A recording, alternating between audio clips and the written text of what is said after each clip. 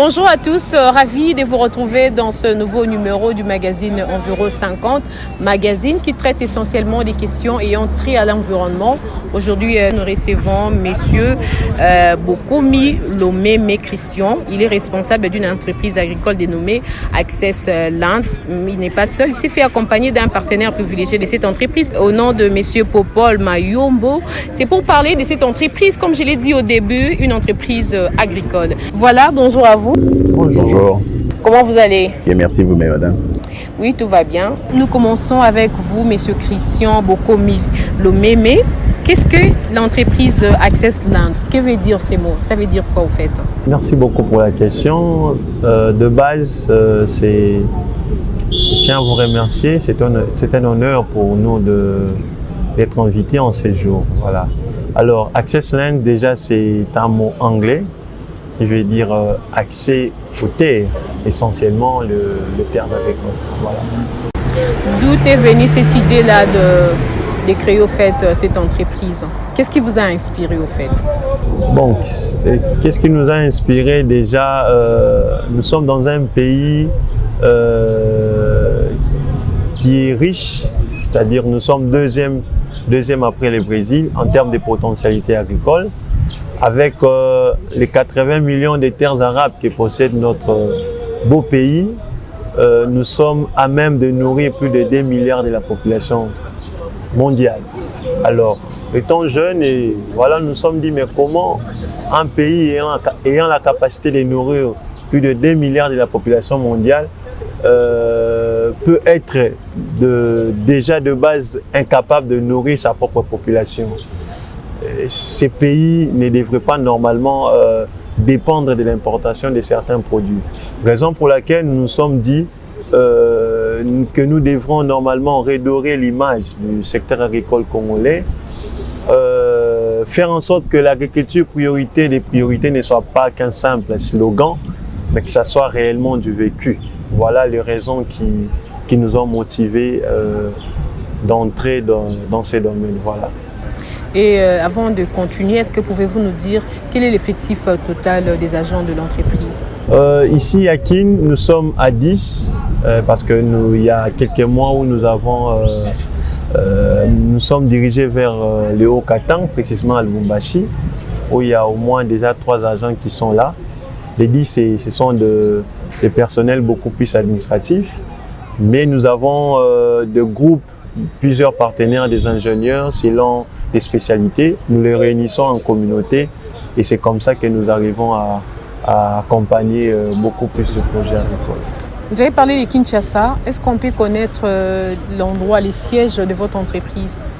Oui, à Kinshasa, nous sommes vers Kitambo Magasin, puis au rond-point. Référence, c'est là où on prend les transports de l'UPEN, en avenue Ngouma numéro 14. Voilà. L'entreprise arrive quand même à prendre soin de son personnel et des autres activités au fait, de ses réalisations, projets. Voilà, nous avons 4 ans, c'est depuis 2019 et je pense qu'avec de la volonté, de la passion, on arrive tous à fédérer nos efforts et voilà, avec le personnel. Que fait concrètement l'entreprise? L'entreprise Access Lands développe en son sein 4 services. Le premier service est celui de la vente et location des terres agricoles. Le deuxième service est celui de l'accompagnement des projets agricoles. Le troisième service est relatif à la commercialisation des produits agricoles. Et en dernier lieu, le quatrième service qui fait référence aux différentes formations qui sont organisées par la structure dans divers domaines, mais essentiellement le domaine agricole. Voilà. Et comment ça s'est fait? Vous allez vers les clients viennent vers vous et quand ils viennent, comment ça se passe? Voilà, ça fait que comme toute entreprise, raison pour laquelle nous sommes ici avec Télé 50, c'est pour sensibiliser, faire connaître la structure, inciter beaucoup plus de personnes à découvrir ce secteur délaissé, abandonné, et redorer son image, quitter la conception d'une agriculture conçue comme un simple mode de vie à une agriculture qui est conçue comme un business rentable, une activité économique capable de générer de l'argent. Alors, pour ce faire, nous passons vers vous, les médias qui ont une audience, pour véhiculer nos messages, faire parler de nos services, faire découvrir ces secteurs. Et voilà, c'est de cette manière que nous procédons. Voilà. De manière un peu plus claire, vous avez parlé de la vente et location des terrains. Nous voulons savoir comment ça se passe. Quand les gens viennent vers vous, ils viennent pour solliciter des terrains. Voilà, là nous serons beaucoup plus détaillants par rapport à chaque service. En référence au premier service qui est celui de vente et location des terres agricoles, nous devons signaler que c'est dans l'objectif de promouvoir la paix pour éviter les conflits des terres agricoles, pour garantir la sécurité des clients, parce qu'il y a ces endroits-là qui sont beaucoup plus conflictuels et beaucoup de gens à essuyer des larmes par rapport à ça. Alors les clients nous contactent pour dire ben voilà, nous avons besoin des terres agricoles. Et pourquoi ils doivent contacter l'entreprise AccessLand? Parce que lorsque vous venez dans un domaine donné, comme dans un domaine agricole, ce n'est pas toute terre qui est destinée aux activités agricoles. Voilà, déjà, vous êtes rassuré d'avoir des terres fertiles, des terres qui vous permettent de rentabiliser vos activités agricoles.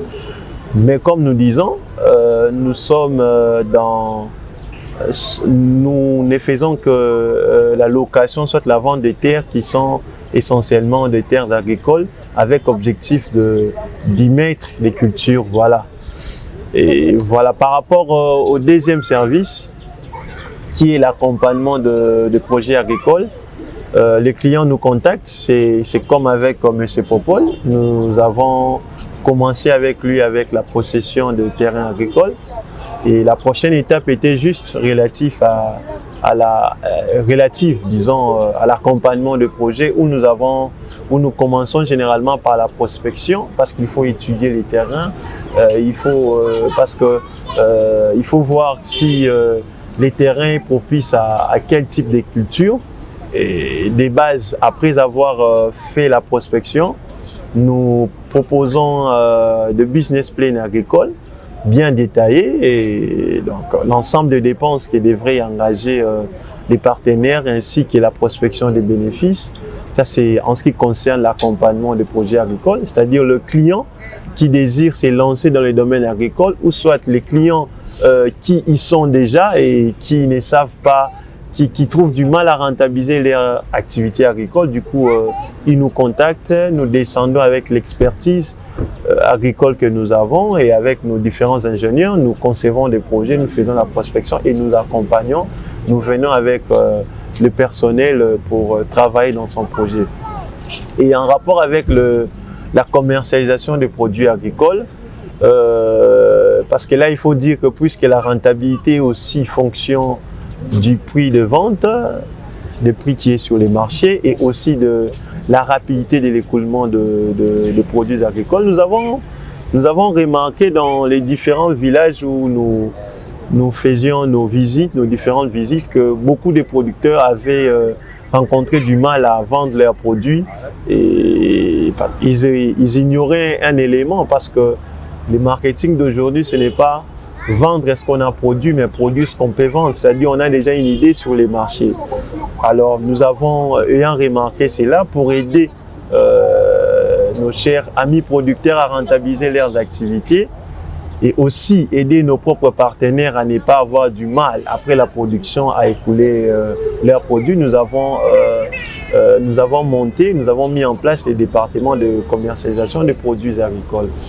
Et en dernier lieu, c'est-à-dire pour réussir dans un domaine donné, l'information et la formation sont indispensables, raison pour laquelle la structure arrive à mettre en place un certain nombre de formations, juste pour connaître là où vous voulez mettre les pieds, comment est le secteur agricole, dans le but aussi de sensibiliser. Voilà de manière un peu détaillée ce que nous faisons avec comment nous organisons nos différents services.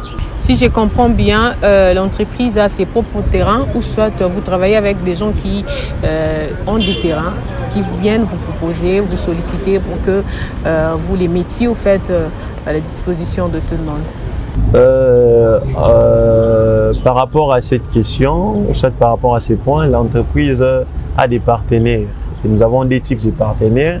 Il y a des particuliers, des gens généralement qui ont leurs documents, tout ça, qui ont y acheté les terrains, qui les vendent et qui passent par nous. Et il y a aussi les chefs coutumiers. Alors voilà, nous jouons juste ces rôles-là de pont pour assurer la sécurité. Voilà. Vous avez dit l'entreprise a des partenaires.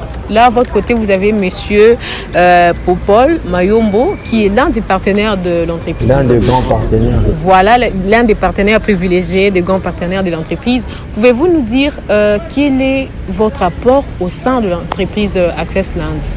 Au départ, Access Land a été, comme M. Christian l'a dit, un pont pour l'obtention des terres. Nous sommes rentrés en contact plus ou moins par une bonne publicité pour d'abord au départ. Et lorsque je suis entré en contact avec Access Land, c'était vraiment pour commencer un projet avec cet esprit que de voir comment on pouvait faire des locations d'abord des terrains, parce que je n'avais aucune connaissance sur ce qu'il y en ait des achats et autres en termes de terrain, et ce qu'il fallait faire pour l'obtention de terres, vu que je vis à l'étranger déjà pour commencer. Alors quand on entre en contact, il m'a mis la puce à l'oreille sur la possibilité de louer, comme je le mentionnais tout à l'heure. Mais on est très vite passé de la possibilité de louer à obtenir des terrains, ce qui était vraiment superbe, si je peux le dire ainsi. Et la transition à ce niveau-là a été vraiment une transition très très subtile, si je peux dire, et très très bien faite, parce que en termes de transparence, il a carrément mis ma personne en contact avec le vendeur. On a fait un triangle, si je peux dire, et toutes les transactions ont été faites pratiquement à l'intérieur de 1 mois, 2 mois grand max. Et toute la paperasse a été faite. Et là, maintenant, on est en train de travailler sur la manière dont on peut effectuer tous les différents projets, les genres de plantation par rapport au sol.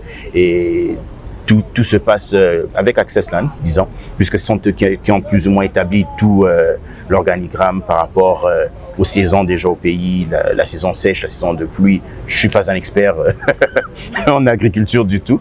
C'est un voyage, c'est vraiment, disons, une passion, si je peux dire, parce qu'on a comme l'impression que la jeunesse congolaise se dit, si on doit réussir ou faire quoi que ce soit, on doit sauter dans la politique, devenir député, ou pas pour lancer la pierre à qui que ce soit, mais c'est un peu ça la tendance. Alors, moi qui étais plutôt à l'extérieur du pays, je me suis dit, qu'est-ce que je peux aussi emmener? Et c'est ça la pierre que j'emmène. Et Access Land est en train de rendre ce rêve une réalité, si je peux dire.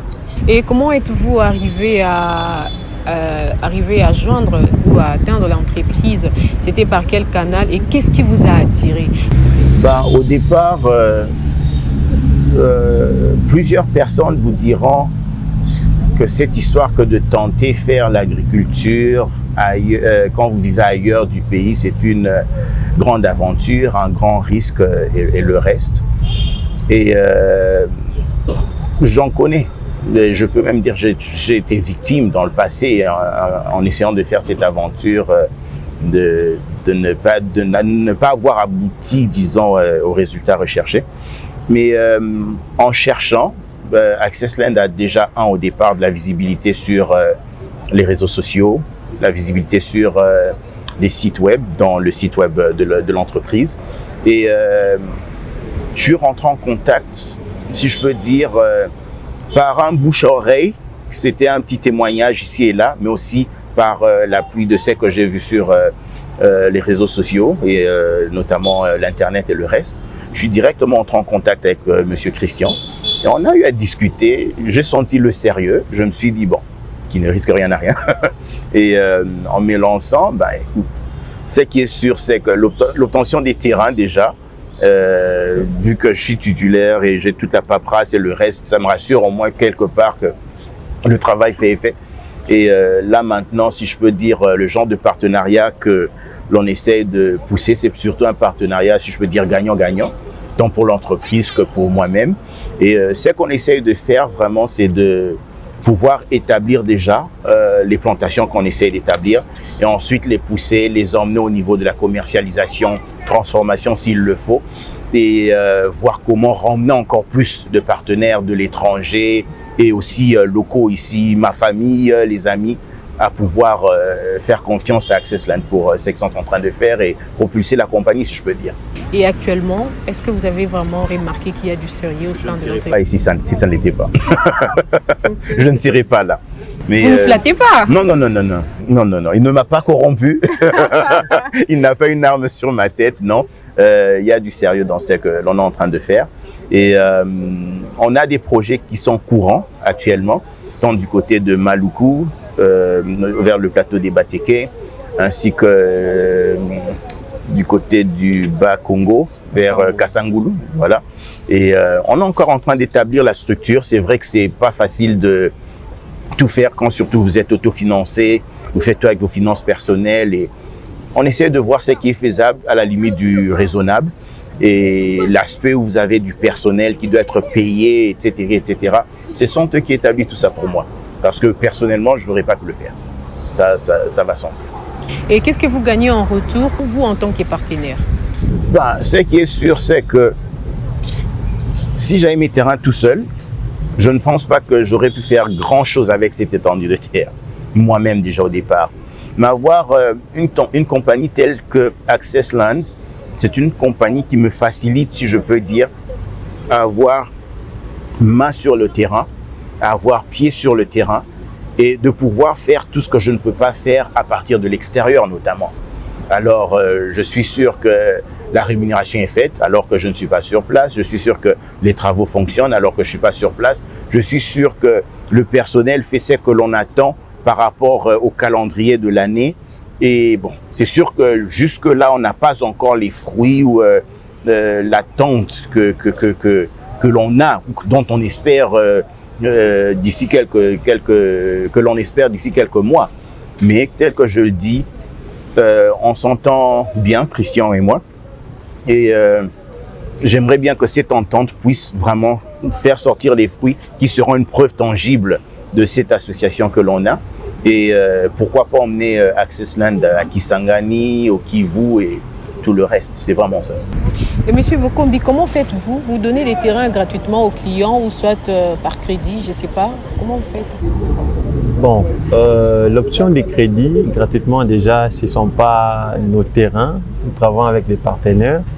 Nous faisons un travail de base pour vérifier, pour agir sur la sécurité parce que l'un des objectifs est de résoudre les problèmes de conflits des terres, voilà, promouvoir la paix. Alors déjà, nous sommes en train de voir l'option des crédits. On est en train de voir comment lancer un programme où quelqu'un peut acquérir à partir de 10, 20, 50 hectares en une année, payer de manière séquentielle 10, 20, 30 hectares. Mais jusque-là, comme avec M. Popol, quand les clients viennent, s'intéressent, il nous dit voilà, je vais autant d'hectares, mais je peux les payer selon cette procédure. Je pense que c'est de cette manière que nous procédons jusqu'à. Et la procédure, là, on ne peut pas connaître comment ça s'est fait parce qu'il y a des gens qui vous suivent et qui pourront peut-être être intéressés par ça. Et le temps de vous joindre, de vous contacter, s'ils peuvent au moins avoir l'idée de comment ça s'est fait. Donc, vous venez en amont avec l'argent. Selon la règle, c'est que le client vient payer les terrains. Mais il y a des cas où le client dit j'ai besoin par exemple de 50 hectares que je peux payer pendant peut-être 3 mois, 6 mois, selon l'échéancier. Donc, selon les échéances, c'est les clients qui proposent. Alors, nous, jouant le rôle d'intermédiaire, on essaie de dire, bon, écoutez, partenaires, c'est nous qui sommes là. Déjà, notre présence rassure. Parce que de deux côtés, il peut y avoir la peur de, voilà, peut-être qu'il ne va pas finir son argent. Peut-être je serai conduit vers un terrain risqué, tout ça, conflictuel. Déjà, quand on joue l'intérim, avec la notoriété que nous avons, voilà, ça se passe bien. Ça fait qu'il y a un client, quelqu'un qui nous suit à la maison, il a la possibilité d'avoir un nombre aussi élevé de terrains, des hectares disons, qui peut payer en 6 mois, 1 année, selon les modalités, c'est lui qui nous propose et on essaie de voir avec les propriétaires et trouver un compromis. Et c'est de cette manière que les choses sont faites. Dans les modalités, c'est les clients qui proposent. Voilà. L'entreprise ne propose rien. Jusque-là, c'est un programme, on n'a pas encore lancé officiellement. Comment vous procédez? Malgré que c'est un projet, mais c'est déjà un projet mis sur une feuille, sur papier. Vous savez déjà comment vous allez procéder, par où vous allez commencer? Bon, voilà, par rapport à ça, déjà, vous avez raison parce qu'on allait lancer ça depuis l'année passée. Alors, les gens ont la capacité, ont la possibilité, si on peut dire ainsi, parce que nous avions déjà eu à parler avec nos partenaires, en une année, d'acquérir au moins 10 hectares. Voilà, et de payer, eux-mêmes peuvent définir chaque mois, chaque 3 mois, tout ça. Et l'essentiel, c'est dans les délais d'une année de finir la somme qui sera fixée. Voilà.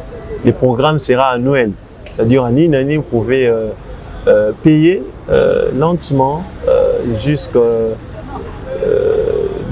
totaliser les 12 mois. Mais selon les modalités, c'est à vous de nous le dire.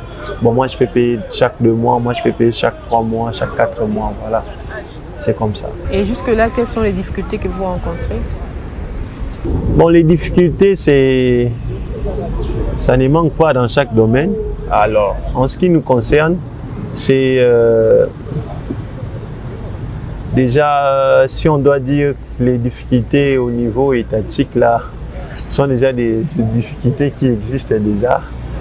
Donc voilà, là, on ne commande pas sur ça. Et on a des problèmes de matériel parce que l'objectif de la structure, c'est de faire de l'agriculture comme source de la création de plusieurs emplois, création de plusieurs entreprises. Alors la structure jusque-là n'a pas encore tous les matériels possibles qui nous permettent de produire comme les autres pays. Nous sommes assez limités au niveau des matériels et la majorité de partenaires, quand vous dites que vous exigez à un partenaire, non, il nous faut des tracteurs, tout ça, déjà ça coûte. Et quand il se dit, ben voilà, je dois avoir les tracteurs, je dois avoir ceci, cette insuffisance-là en termes de mécanisation nous bloque beaucoup plus. Et voilà ça. Mais l'objectif est de faire vraiment de l'agriculture professionnelle.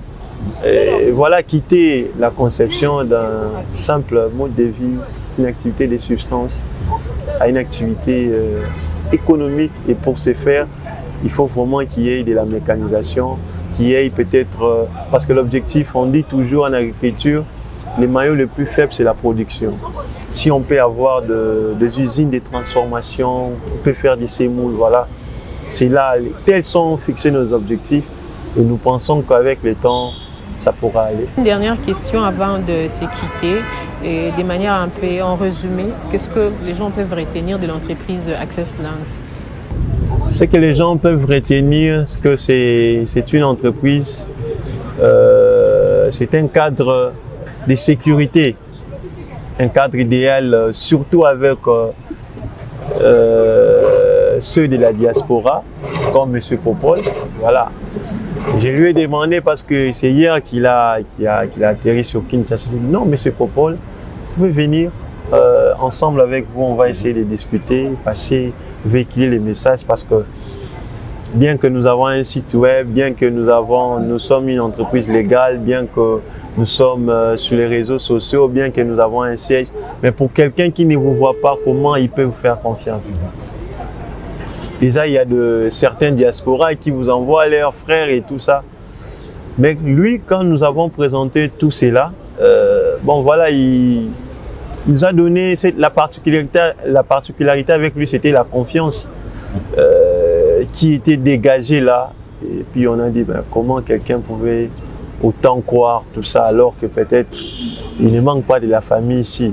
Voilà, c'est sensibiliser aussi, faire passer un message à tous les diasporas parce que beaucoup ont été dessus. Bon,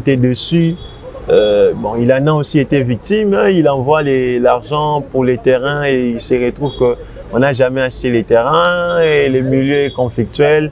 Les projets, il y a de ces gens-là, quand ils vous contactent, ils vous disent, ils disent même à Lingala, j'ai beaucoup investi, mais attends, $1 en Aliaté. et ça fait mal et ça décourage les investissements. Et ça va, c'est un truc qui nous retarde encore beaucoup plus. Alors, si ceux de la diaspora peuvent soutenir encore l'économie congolaise, l'économie du pays, alors raison pour laquelle nous nous sommes dit, les gens doivent nous connaître, nous sommes dit de prendre tous les risques, que les gens nous connaissent, qu'ils sachent qu'il y a un cadre légal, une entreprise qui peut faire confiance. Et voilà, et c'est de cette manière, nous espérons que d'ici 5 ans, 10 ans, nous aurons plusieurs entreprises ici dans les domaines agricoles et voilà, nous allons participer de manière significative à la réduction du chômage, de la pauvreté et résoudre les problèmes de déficit de production. Ok, Monsieur Popol, vous avez dit vous êtes venu pour aider un peu la jeunesse congolaise, surtout vous, ceux de la diaspora, vous êtes tellement critiqués, les gens se demandent toujours que fait la diaspora congolaise et quel message plutôt que vous allez lancer ces jours à la jeunesse congolaise. Personnellement, j'essaie d'appeler la diaspora congolaise, la jeunesse notamment, je les appelle à relever ce défi que de voir le Congo comme leur pays d'origine déjà au départ, parce que plusieurs se disent « Nake poto, nakomi poto », ce qui se passe au pays, ce qui et consorts, c'est notre terre. On a tous été à l'école ici, on a étudié, et il est temps, après un certain moment, de ramener quelque chose à notre pays, à notre patrie, ou ne fût-ce qu'à notre communauté. D'où l'appel que moi je fais, ou le challenge que je fais. Je dis toujours, sans être méchant, regarde dans ta main, c'est quoi que tu as comme téléphone? Ce téléphone-là peut te faire acquérir une terre. Et acquérir une terre n'est pas forcément le plus important, mais c'est de savoir qu'est-ce que tu fais de ces terres-là. Et je regarde l'agriculture, comme on le disait tout à l'heure, comme un maillon fort pour une société. Ça me fait mal que de voir certaines communautés à Kinshasa affamées, pendant que derrière, chez eux, il y a des grandes terres et ils ne savent que faire avec. D'où ce que je donne comme challenge à la jeunesse, c'est de se relever et de ne pas penser, comme je le disais tout à l'heure, qu'il n'y a que la politique qui paye. Beaucoup de gens regardent l'agriculture comme étant un travail sale, misala maboko, mais il y a bien beaucoup plus que juste planter et autres, la récolte et le reste. Il y a bien beaucoup plus à faire. D'où j'indulge à la jeunesse congolaise, notamment de la diaspora, que de se réveiller, de faire quelque chose aussi en retour pour le pays. Il n'y a pas que les hommes d'État, il n'y a pas que la présidence et tous les différents ministères qui doivent faire quelque chose. On doit aussi emmener quelque chose en retour. Merci beaucoup à vous d'avoir répondu à notre invitation. J'espère bien vous retrouver prochainement. Merci. Et quant à vous, mesdames, messieurs, j'espère bien que vous avez compris. C'est par ici que prend fin cette émission. On se retrouve très prochainement dans un nouveau numéro. Au revoir.